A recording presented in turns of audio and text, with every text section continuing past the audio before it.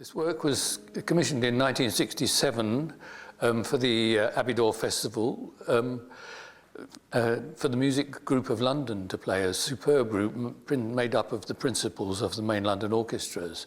And the commission was acquired thanks to the efforts of a young chap called Jeremy, whose surname I can't remember now, but he also got me a London performance of my first opera. He's the brother-in-law of Polly Toynbee, in fact, so he'll know who he is now. It was commissioned at a particularly busy and exciting time for me, and I think the music may well reflect that kind of excitement.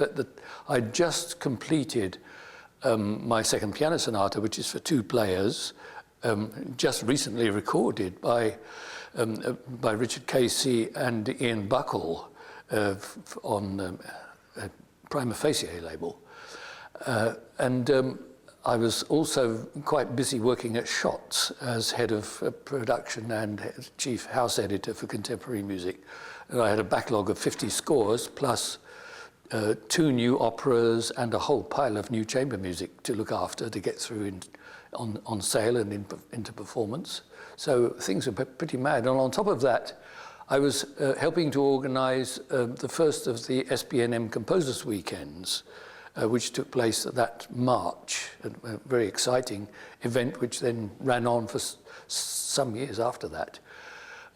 So this piece was had to be written in Tanglewood because I was so busy in England.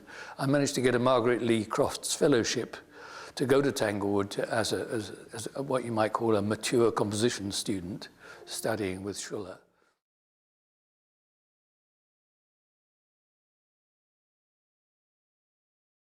I used to be, well, I still am absolutely fascinated by the meanings of words in language because I trained as a translator anyway.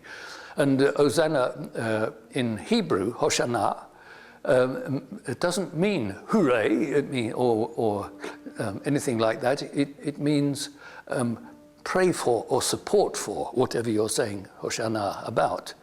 In the Christian religion, it does mean praise be to God. And the reason I've chosen to spell it in the Italian way is in order to incorporate the third meaning, Osanna, because the first two letters, os, in Ashkenazic Hebrew, mean symbol, and these pieces are symbols. So that's why the title has a multiple purpose, even if it's a little bit hidden. And in fact, a lot of the individual titles are a bit hidden too, and I'm not going to disclose who they're in celebration of, quite simply because although they are important tributes, they're also very secret tributes, and in at least 2 cases, there's a very strong emotional content in the pieces. They are, if you like, in a funny sort of way, declarations of love towards people who've given me enormous support during that time, and they are still friends of mine, actually. The overall structure reflects in some ways the sense of liberalism that was prevailed in our culture at that time. We were expanding our borders to become far less isolationist, far less insular than we had been in the 40s and 50s, no doubt due to the war. Consequently, the structure of the piece, I wanted that to be a little bit liberalistic as well. There are 3 main movements which form the framework for the structure overall. Hosanna for M, the opening Hosanna, contains what you might call the main theme for clarinet. Hosanna for C in the middle moves on from that very linear opening and is like a central pillar with quite a lot of vertical structures in it, harmonies interlocking or in dialogue with all the linear movement, very often on the clarinet also. And then the final movement, Hosanna for S, is again linear with interpositions of vertical activity. The line in this case is formed very beautifully by and I'm talking about the superb playing today, by the cello and the violin.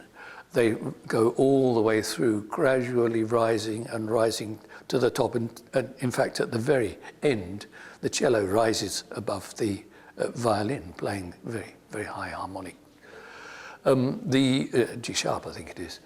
The other instruments interrupt with little echoes of the earlier Osannas, some of which are played in any performance and some are not.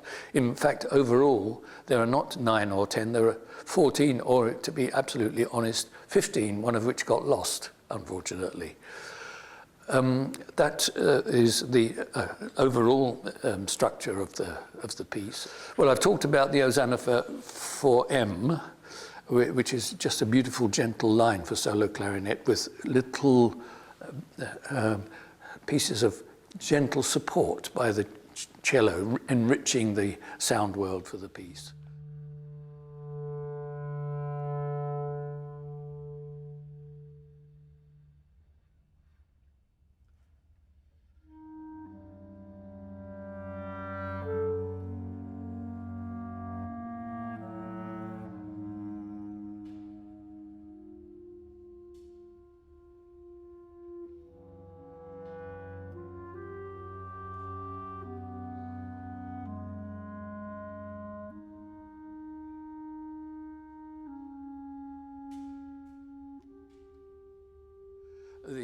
The absolute contrast to that is the one called For the Various Summer Mornings of the 28th of June, which is only effectively 3 seconds long. Therefore, the title is longer than the piece.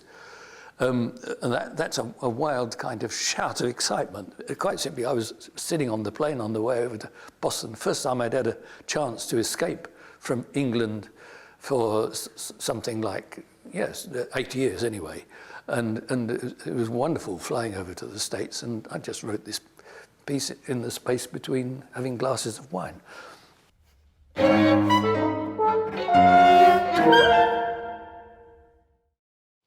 And so that is a piece which creates a kind of ritornello. You can put it anywhere you like, and you can repeat it 3 or 4 times. In this case, it's played 4 times, before and after the central Osanna for C, straight after the opening Osanna for M, and straight and immediately before the final and longest Osanna for S. And now, in between that, very neat framework, which is created in this case by the players of Psafa, and it's beautiful. It has a kind of very beautiful symmetry to it. I have 2 joined movements. The Osannas for the colours about some people and for the 9 lost colour years. The first is just very gentle sounds like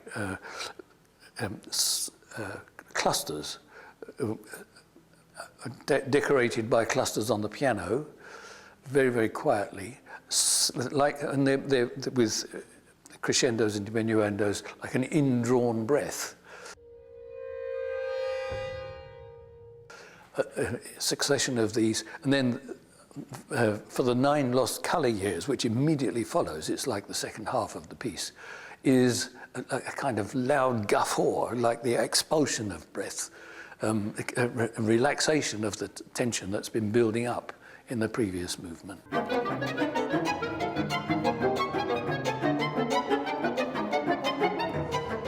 The central movement, before that, there is Osanna for B, which in a sense exaggerates that original concept. There's some very, very quiet moments, almost nothing happening, except for the very first moment of all, which is a loud note. And these quiet movements are broken into by loud eruptions, again, a bit like laughter, freely written for the players.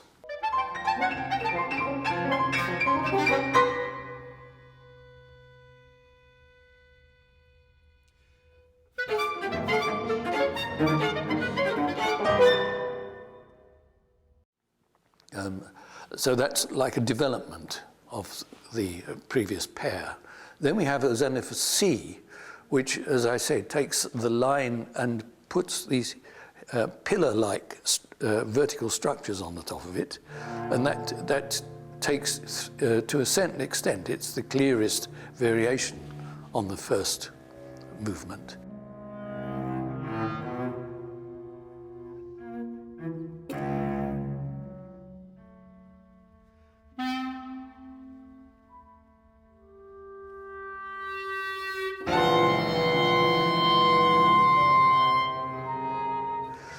Then after that there is another various summer mornings, as I said, and then there are a little group of three movements. There is the Osanna for a Ghostless Spring, which is a wild piece for solo violin, all playing on the first and second, on the lowest two strings, accompanied by a kind of ostinato on piano, which is not quite the same each time. It's like a mad dance.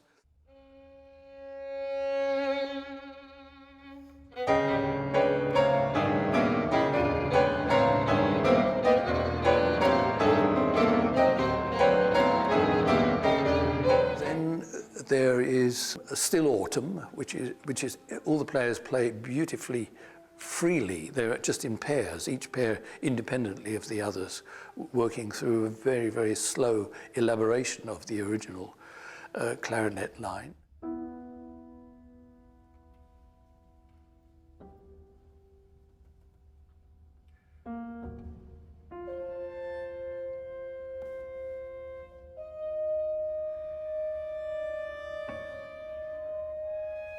And then there is One Wild Grey Ghost, that's right, yes, where everything goes very, very fast, but also free. And suddenly there is an interruption by the horn saying, hey, listen, chaps, pull it together again, will you? So to speak, very loud. He removes his mute, but he doesn't put his hand in the bell, so the sound is quite deliberately almost out of control. There's a big yell.